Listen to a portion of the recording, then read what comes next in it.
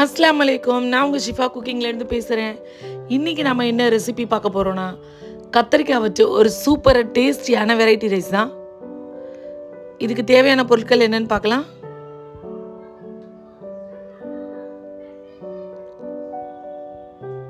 இப்போ நம்ம வீடியோக்குள்ளே போகலாம். இதுக்கு நான் வந்து வயலட் கலர் கத்திரிக்காய் தான் எடுத்திருக்கேன்.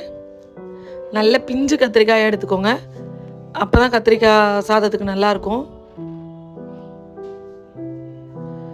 ரொம்ப விதை உள்ள கத்திரிக்காய் எடுத்திங்கன்னா நல்லா இருக்காது. பார்த்தீங்களா, என்னோடய கத்திரிக்காயில் விதையே இல்லை. இந்த மாதிரி பிஞ்சு கத்திரிக்காவா எடுத்துக்கோங்க. நான் வந்து நீளமாக நறுக்கியிருக்கேன். நீங்கள் நீளமாக நறுக்கினாலும் சரி, இல்லை குறுக்க குட்டி குட்டியாக கட் பண்ணிக்கிட்டாலும் சரி, உங்கள் வசதிக்கு ஏற்ற மாதிரி கட் பண்ணிக்கோங்க.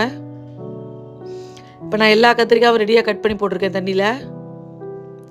இப்போ தாளிக்க ஆரம்பிக்கலாம். ஒரு பேனில் தேவையான அளவு எண்ணெய் ஊற்றிக்கோங்க. எண்ணெய் நல்லா காஞ்ச உடனே ஒரு 1/2 ஸ்பூன் கடுகு பொரிஞ்ச உடனே 1 ஸ்பூன் கடலைப்பருப்பு சேர்க்குறேன்.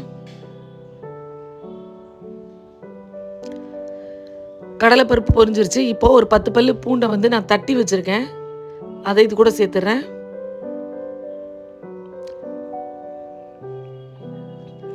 பூண்டை வந்து தோல் இல்லாமல் தட்டியிருக்கேன்.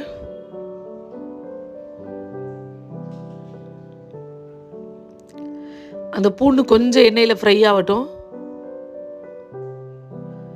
பூண்டு கொஞ்சம் எண்ணெயில் வறுத்ததுக்கப்புறம் பெரிய வெங்காயம் கட் பண்ணி வச்சுருக்கேன், அதையும் இதில் சேர்த்துட்றேன். ஒரு 2 கொத்து கருவேப்பிலையும் உருவி போட்டுறேன். இப்போ இது எல்லாத்தையும் நல்லா வதக்குங்க. வெங்காயம் ரொம்ப கலர் மாதிரி வரணும்னு அவசியம் இல்லை. ஓரளவுக்கு லேசாக வதங்கினோடனே நம்ம கத்திரிக்காவை சேர்த்துடலாம். இப்போ கத்திரிக்காய் அள்ளி போட்டுறேன்னா,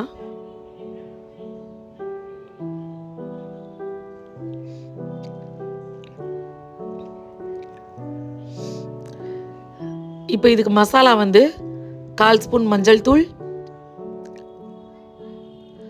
1/2 ஸ்பூன் தனியாத்தூள், 1/2 ஸ்பூன் மிளகாத்தூள், ஒரு 1/2 ஸ்பூன் காஷ்மீர் மிளகாத்தூள், அது வந்து கொஞ்சம் கலருக்காக சேர்க்குறேன். இப்போ இதெல்லாத்தையும் நல்லா மிக்ஸ் பண்ணி விட்டுருங்க. இந்த கத்திரிக்காய்க்கு வந்து தண்ணி சேர்க்கக்கூடாது. இது நல்ல பிஞ்சு கத்திரிக்காய் தானே, அதனால் எண்ணெயிலே வெந்து வந்துடும். நல்லா மிக்ஸ் பண்ணி விட்டுட்டு ஒரு மூடி போட்டு மூடி வச்சுருங்க. இந்த கத்திரிக்காய் தேவையான உப்பை நான் சேர்த்துறேன்.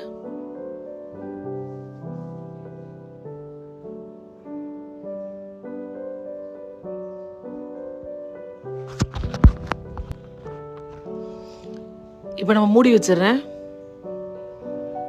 இது ஒரு 5 நிமிஷம் கழித்து திறந்து பார்க்குறேன். பாருங்கள், கத்திரிக்காய் கொஞ்சம் வெந்துருச்சு. இந்த டைமில் இதில் நான் ஒரு 1/4 ஸ்பூன் அளவுக்கு பெருங்காய பவுடர் சேர்த்துக்கிறேன்.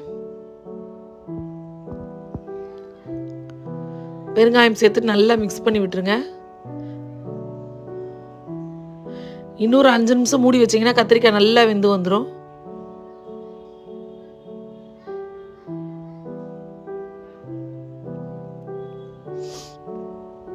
இப்போ பாருங்கள், கத்திரிக்காய் நல்லா வெந்துருச்சு. உங்களுக்கு பார்த்தோன்னே தெரியும், வெந்து கத்திரிக்காய் மடங்க ஆரம்பிச்சிருச்சு பாருங்கள். இதை நீங்கள் இப்படியே எடுத்து கூட சூப்பரான ஒரு கத்திரிக்காய் பொரியலாக சாப்பிட ஆரம்பிக்கலாம். தயிர் சாதம், சாம்பார் சாதத்துக்கெலாம் நல்ல காம்பினேஷனாக இருக்கும். நல்ல ஒரு காரசாரமான கத்திரிக்காய் பொரியல் பாருங்கள். நான் இப்போ இது கூட சுட சுட வடித்த சாதம் தான் சேர்க்க போகிறேன். நல்ல சூடாக இருக்கிற சாதத்தை எடுத்து 1 கப் சோறு இது கூட சேர்த்துக்கிறேன். பாருங்க,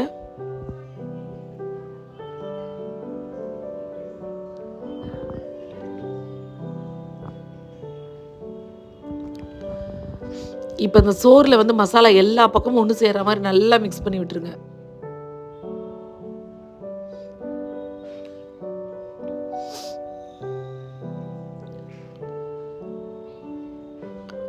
அடுப்பை வந்து லோ ஃப்ளேமில் வச்சுக்கோங்க. நல்லா மசாலா எல்லா பக்கமும் ஒன்று சேரணும்.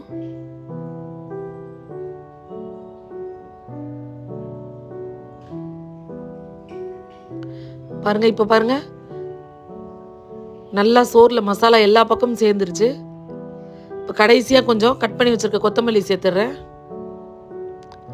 அவ்வளவுதான். இப்போ ஒரு பெரட்டி அடுப்பு ஆஃப் பண்ணிட்டீங்கன்னா நல்ல ஒரு சூப்பர் அண்ட் டேஸ்டியான கத்திரிக்காய் ரைஸ் ரெடி ஆயிடுச்சு. நல்ல சுட சுட சாப்பிடவும் டேஸ்ட்டாக இருக்கும். லஞ்ச் பாக்ஸ் கொடுத்து விட்றதுக்கும் ஒரு நல்ல ரெசிபியாக இருக்கும். நீங்களும் உங்கள் வீட்டில் ட்ரை பண்ணி பாருங்கள். ட்ரை பண்ணி பார்த்துட்டு எப்படி இருந்துச்சுன்னு என்னோட கமெண்டில் சொல்லுங்கள். என்னோட இந்த ரெசிபி உங்களுக்கு பிடிச்சிருக்கு அப்படின்னா என்னோட சேனலை லைக் பண்ணுங்கள், ஷேர் பண்ணுங்கள், சப்ஸ்கிரைப் பண்ணுங்கள். மறந்துடாமல் பெல் ஐக்கானை கிளிக் பண்ணுங்கள். அப்போ தான் நான் போடுற புது புது வீடியோஸ்லாம் உங்களுக்கு நோட்டிஃபிகேஷனில் வரும். சூப்பர். சப்ஸ்கிரைப் பண்ணுங்க. தேங்க்யூ.